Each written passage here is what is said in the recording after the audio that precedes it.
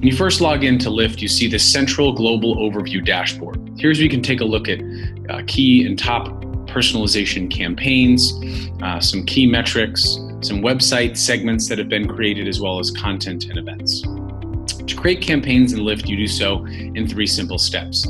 There's the opportunity to create A/B tests, targeted personalizations, content recommendations, or mixed campaigns, which are any combination of those 3. Now, since I know that I'm going to be targeting business visitors like Dries, I'm going to deliver a targeted personalization just to that audience.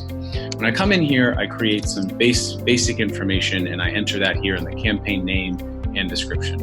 I can also create personalizations on multiple different web properties, all from a single console. In this instance, I'm going to choose fotel.com, but I could create personalizations on multiple different websites. Initially, you'd also need to create a campaign goal aligned with the personalization that you're creating on the website. In this instance, we're going to choose click-throughs because it's a homepage banner. You can also add secondary goals if you wish. Scheduling is another great new capability in the new version of Lyft. Here, what we can do is create multiple different personalizations, all from this single place, and schedule them out over the course of time, weeks, months, or even quarters. And what we're allowed to do in this instance is have small teams create multiple personalizations at once, but also, really importantly, align them to different events and different activities and promotions that take place. Here, I'm going to create a personalization for this business visitor to go live on the website next Monday. And I'm going to have that run indefinitely.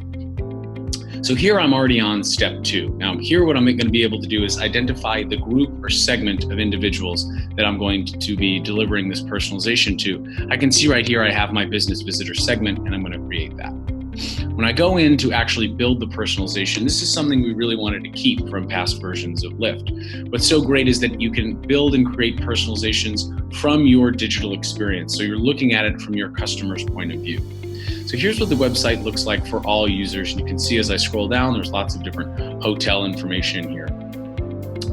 One of the things that is really great about Lyft is the flexibility to create and build personalizations on any part of the page. And you can point and click and personalize, so that creating slots isn't something that just developers can do, it's something that marketers can do. So you can see here that I can go and create new slots in multiple different places. In this instance though, I already know that my slot has already been created.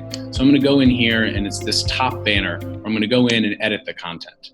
I can see this is where the content is then syndicating from our Content Hub tool. I can see lots of different content pieces here, but I know the business traveler promotion is the one I want to select. Here I can see I want to select the hotel and have them book a business suite, but also with the CTA, that the business travelers are going to receive an automatic early check-in, which is really great for Dries, who's often on late flights and getting into hotel rooms really early and needs to get on important calls. So that's step 2, and we're going to go ahead and save and continue. And as we've finished this personalization campaign, really what we're going to try and do is just really review all the different things that are taking place. One of the more compelling pieces here is you're actually able to preview the personalization on the site. So we can go up here to this representation of the site and see that here's what the website looks like for the default segment, the current segment, everyone. When we go down here and we click the business visitor segment, we can see what the website looks like for just those users. And this is the power of personalization in real time. Different visitors are coming to the same exact digital property, but getting different experiences based on their behavioral patterns and their interests that they've displayed on the site. So that all looks good, and we're going to go ahead and publish, and we can see that the campaign is going to become active on the right date. And now we can go into our personalization campaign section, and this is where we're going to see all the different personalizations that we have created or live on the site or are scheduled. We can see the one we've just created here below. We can also go into the calendar feature, and this is great for marketers, because when you go into work on a Monday, you're actually able to see and view the personalizations that you've created from the same perspective you would the meetings that you're looking at, right? So it's really compelling from a view perspective to see exactly where all these personalizations are landing and when they start and kick off. We can also double click here and take a look at the personalization analytics at a glance. You can really take a quick look to see how the personalization is performing, what the click-through rate is, the conversion rate, and make any changes and adjustments as necessary. This is really important for marketers as they try to ensure that the investments that they're making in time and resources around personalization are worthwhile, and up-level them to their bosses and other folks across the organization. So that's the all-new Acquia Lyft.